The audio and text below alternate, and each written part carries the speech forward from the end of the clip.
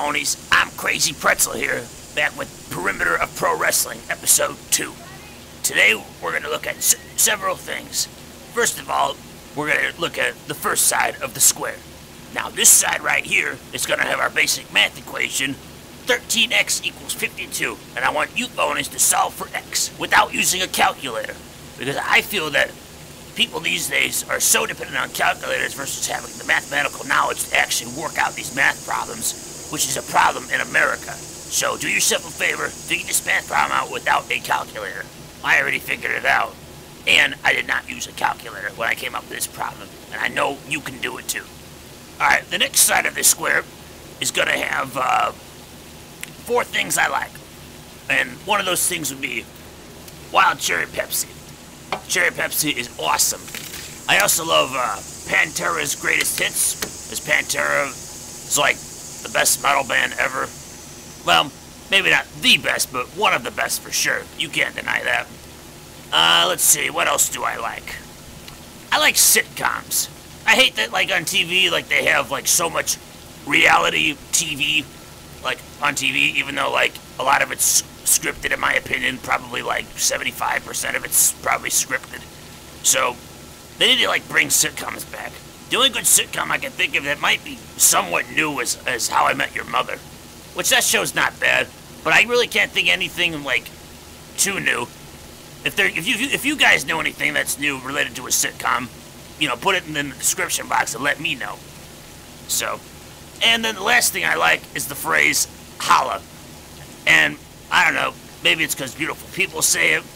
My personal thing, I think the phrase holla, the holla part, means validate. I think that's what that translates to.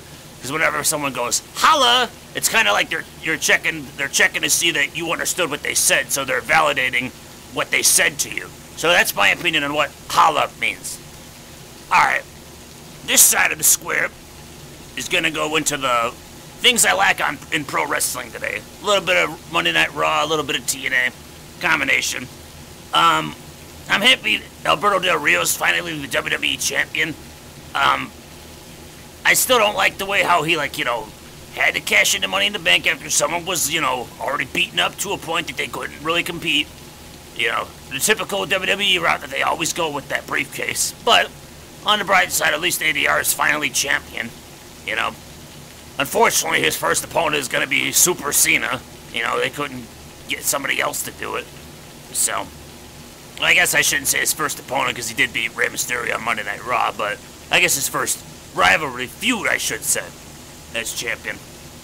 So I really don't like that. I feel like the guy should just feud with somebody else other than Super Cena, but oh well. Still, I'll take ADR as champion. He's needed gold for a long time, and at least this finally validates the push he's gotten. I like that Jack Swagger won his matchup on Monday Night Raw against Alex Riley, and it's kind of interesting that like he would talk to Vicky about how like past managers back in the day, like such as Bobby Heenan, would like manage so many guys at one time. And I do remember that because, like, back in the day, Bobby Heenan used to manage, like, Haku, Andre the Giant, probably a couple other guys that I can't recall off the top of my head. And then I could think of guys like Jimmy Hart, who used to manage, like, you know, the Giant, Hugh Morris, back in WCW days. So, it's kind of strange how, you know, that whole concept of a manager having multi-people, you know, working under him has kind of disappeared, so it's kind of cool that Swagger mentioned that, so it looks like they're going to kind of bring that back and have Vicky maybe manage him for a while, too, in addition to Dolph, which we don't know if they're going to keep that storyline going or not, because they've been kind of teasing them breaking up or whatever, so anyway, it's something interesting and exciting, so I like it. But one character in particular I like in TNA is Austin Aries. Like, I love how, you know, he's got, like, a good heel gimmick going. You know, he's Austin Aries. He's the greatest man that ever lived. And, you know, win by any cost, you know, cheat to win, whatever it takes. This is what a heel should represent. And if you think about it, too, he's not really a cowardly heel either. He's just a heel, you know, straight up says, I don't like you, punches you in the face, he beats the shit out of you, and there you go. You know, this guy is pretty cool in my opinion. I like what they're going with him. He'll probably be X Division champ pretty soon, I think. But meantime, I'm liking what he does. He's like the only heel in TNA that's like not in a stable or is not like all about Hogan and Bischoff's booty or whatever, you know? And I wasn't talking about their treasure, you know. Kissing ass is what I was talking about. Let's see, what else do I like? I like Beth Phoenix and Natalya being on the, like, kind of teaming up together to destroy, you know, the princesses in WWE. Because I'm trying to think of any of them that can kind of somewhat wrestle. I know Eve can kind of wrestle. AJ's got, like, a little talent in her. We gotta see it, you know, she's gotta wrestle more to, you know, improve her skills or whatnot, but there's really not a lot of divas in the diva division that can, like, wrestle, you know? So, I don't know. At least as far as, like, the newer ones that came into the company can do.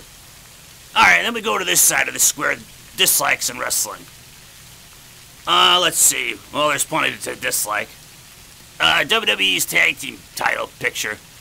I liked on Raw, they had, like, I guess Otunga and McGillicuddy are the tag team champions, former Nexus guys. It's not that I completely, like, dislike... I like Michael McGillicuddy, but I'm not a David Otunga fan.